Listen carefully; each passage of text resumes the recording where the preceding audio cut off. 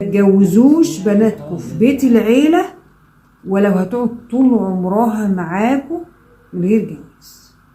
وبيت العيلة اللي أنا أقصده دلوقتي بالكلام ده هو البيت المختلط على بعضه، اللي هي تبقى اللي أبو الزوج وأم الزوجة قاعدين في شقة تحت، وكل السلفات قاعدين في نفس الشقة، وعندها بنتين متجوزين في الشارع اللي وراها وجايين قاعدين ساكنين مع أمهم طول النهار بعيالهم، والإخوات قاعدين مع بعض والدنيا ملخبطة في بعضها، ومفيش واحدة شقتها بتتقفل عليها، وقاعدين طول النهار في بيت العيلة تحت ياكلوا ويشربوا ويتشكلوا ويمسكوا في بعض. الشكل اللي أنا بتكلم عليه ده ما تجوزش بنتك فيه، ولو هتقعد طول حياتها ما تتجوزش. يعني لما يجي لها عريس ونقعد نتفق، سيبك من الشبكه وسيبك من المهر وسيبك من العفش والكلام ده، اول حاجه اتفق عليها بنتي ما تعيش في بيت عيله، بنتي تقعد في شقتها زي ما احنا قلنا في بيت العيله تمام، بس تقعد في شقتها منفصله، اكلها وشربها ومصاريفها لوحدها بحريتها. واتفق لو زوجها مثلا مسافر بره، اتفق من الاول، المفروض الاب والام يبقوا اوعى من كده واذكى من كده، وما يسيبوش بنتهم تقع في التهلكه بعد كده يكتشفوا لا بنتي مصاريفها تجيلها مباشر ليها، ما تروحش تمد ايدها لحماها، ما تروحش تمد ايدها لحماتها، هي زوجة راجل، تمد ايدها ليه؟ هو اللي يصرف عليها. واتفق في شكل العيشه واكلها وشربها في شقتها، ونقعد ونتفق، وما يبقاش العريس وابو العروسه او ام العروسه بس، لا رجاله تقعد تتفق، ابو العروسه ابو العريس نجيب رجاله من بره، عم العروسه عم العريس، حد كده في البلد كده الناس بتحترمه وبتسمع له كلام. ليه بقى؟ ليه؟ علشان بتيجي البنت في بعض الاحوال، طبعا في ناس محترمه والمعظم محترم، لكن احنا بنتكلم على مشكله بتسبب في حالات طلاق كتيرة. ليه بقى؟ لان بتيجي البنت النهارده بعد ما تدخل وقعدوا لا ده بنتكم هتعيش لوحدها وفي حياه منفصله، عشان البنت عاجباهم وعايزين ياخدوها، لكن الطبع بيغلو بالتطبع. تقوم تيجي البنت بعد ما تتجوز تلاقي حماتها بعدها ب3-4 ايام بتخبط عليها الباب الساعه 6 الصبح تقول لها يلا انزلي، ما عندناش بنت بتقعد في شقه لوحدها.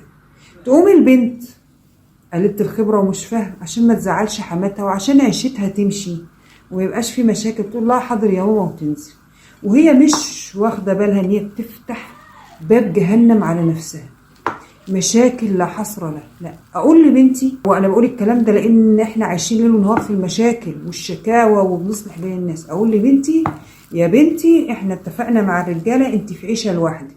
يعني ايه يا ماما؟ يعني ايه يا بابا؟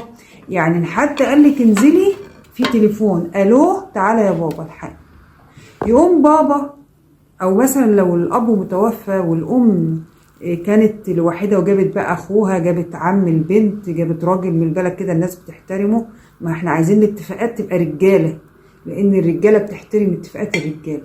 اتفاقات حريم لا، بيرجعوا يستهتروا بالستات تاني. هو انا واخده نفس الرجاله اللي اتفقوا اول مره مع الرجاله من الناحيه التانيه، ونقعد نقول يا جماعه احنا اتفقنا ان بنتنا في عيشه لوحدها، يبقى تفضل في بنتنا في عيشه لوحدها، يبقى انا بقفل باب شر على بنتي من البدايه، من قبل المشاكل ومن قبل الزعل، انت حماتي وعلى راسي وانا بحبك. لكن هو الشرع بيقول كده. ليه بقى؟ لان بيت العيله بالشكل ده اللي كله مختلط ببعضه ده لا يمت للاسلام بصله، هي عاده معرفش جت منين، لا يمت للاسلام بصله، لان الاسلام قايم على فكره استقلال البيوت. يعني البيت هو الزوجه وزوجها والاولاد، الا في حاله واحده برضه عشان اكون منصفه، واحده بقى وده وحدها وملهاش حد غيره، لا انا بشجع في الحته دي، لا اقول لها حماتك دي قبل جوزك، هي ملهاش الا هو وقاعده عليه العمر كله. نيجي نقول تعيش لوحدها، طبعا تعيش مع مين؟ محدش بيعيش لوحده، لكن الحما لها زوج ولها اولاد ولها بنتها المتجوزه في الشارع اللي وراها والكلام ده، لا يبقى كل واحد منفصل. فاحنا نرجع تاني نقول ان بيت العيله بالشكل ده المختلط ده لا يمت للدين بصله، لان الاسلام قام على فكره استقلاليه البيوت، فكل بيت زوج وزوجه واولاد. ده اول حاجه. يعني سيدنا النبي صلى الله عليه وسلم في الايه الكريمه ربنا عز وجل بيقول ايه؟